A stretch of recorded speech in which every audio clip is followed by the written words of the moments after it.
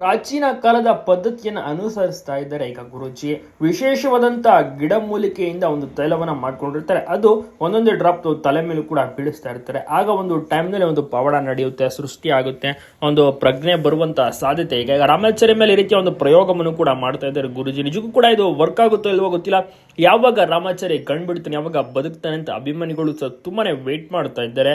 ಚಾರು ಕೂಡ ಅಷ್ಟೇ ದೇವರ ಪ್ರಾರ್ಥನೆ ಮಾಡ್ತಾಳೆ. ಜೊತೆಗೆ ಗುರೂಜಿಯವರು ಕೂಡ ತಮ್ಮ ಒಂದು ಕೈಲಾದಂತ ಹೆಲ್ಪ್ ಕೂಡ ಮಾಡ್ತೀನಿ ಅಂತ ಕೂಡ ತಿಳಿಸಿದ್ದಾರೆ. ನೋಡ್ಬೇಕಿದೆ ನಿಜಕ್ಕೂ ಕೂಡ ರಾಮಾಚಾರ್ಯಗೆ ಪ್ರಜ್ಞೆ ಬರುತ್ತಾ, ಏನಾಗುತ್ತೆ ಅಂತ ತುಂಬಾ ಜನ ಅದಕ್ಕೆ ವೇಟ್ ಮಾಡ್ತಿರೋದು. ಈ ರೀತಿಯ ಒಂದು ವಿಭಿನ್ನವಾದಂತಹ ಟ್ವಿಸ್ಟ್ ಬರುತ್ತಿದ್ದು ತುಂಬಾನೇ ಜನ ಇಷ್ಟಪಡ್ತಾ ಇದ್ದಾರೆ. TRP ಕೂಡ ಸದ್ಯಕ್ಕೆ ಮುಂಚೂಣಿಯಲ್ಲಿದೆ. ಚಾರು ಪಾತ್ರವನ್ನ ಮಾಡುತ್ತಿರುವುದಕ್ಕೆ ನಿಜವಾದ ಹೆಸರು ಮೌನ ಅಂತ, ಇನ್ನು ಡಬಲ್ ಆಕ್ಟಿಂಗ್ ಮಾಡುತ್ತಿರುವುದು ಋತ್ವಿಕ್ ಅಂತ.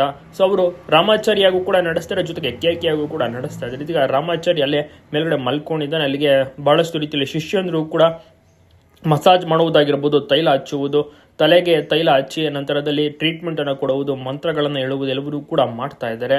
ನೋಡೋಣ ಯಾವಾಗ ಒಂದು ಪ್ರಜ್ಞೆ ಬರುತ್ತೆ ಅಂತ. ಒಟ್ಟಿನಲ್ಲಿ ಚಾರು ಕೂಡ ದೇವರ ಪ್ರಾರ್ಥನೆಯನ್ನು ಮಾಡುತ್ತಾ ಗುರುಜಿಗೂ ಕೂಡ ರಿಕ್ವೆಸ್ಟ್ ಅನ್ನ ಮಾಡ್ಕೊತಾಳೆ. ಗುರುಜಿ ಹೇಗಾದ್ರೂ ಮಾಡಿ ನನ್ನ ಒಂದು ಗಂಡನನ್ನ ಬದುಕಿಸಿಕೊಡಿ, ಪ್ರಜ್ಞೆ ಬರುವಂತೆ ಮಾಡಿ ಅಂತ ದೇವರಿಗೆ ಒಂದು ನಮ್ಮ ದೇವರ ಪ್ರಾರ್ಥನೆಯನ್ನು ಕೂಡ ಅವ್ರು ಮಾಡ್ತಿದ್ದಾರೆ, ಮಂತ್ರವನ್ನು ಕೂಡ ಪಡಿಸುತ್ತಿದ್ದಾರೆ. ನೋಡೋಣ ಏನಾಗುತ್ತೆ ಅಂತ. ನಿಮ್ಗೆ ಅನ್ಸುತ್ತೆ ರಾಮಾಚಾರಿ ಕಂಡು ಬಿಡ್ಬೇಕಾ ಬೇಡವಾ? ಕಮೆಂಟ್ ಮಾಡಿ ತಪ್ಪದೆ ತಿಳಿಸಿ.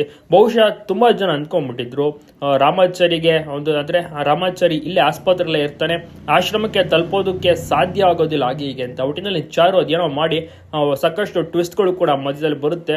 ಆಶ್ರಮಕ್ಕೆ ಕರ್ಕೊಂಡು ಹೋಗಿ ಬಿಡ್ತಾಳೆ. ಸಾಕಷ್ಟು ಮಧ್ಯದಲ್ಲಿ ಫೈಟಿಂಗ್ ಕೂಡ ಆಗುತ್ತೆ.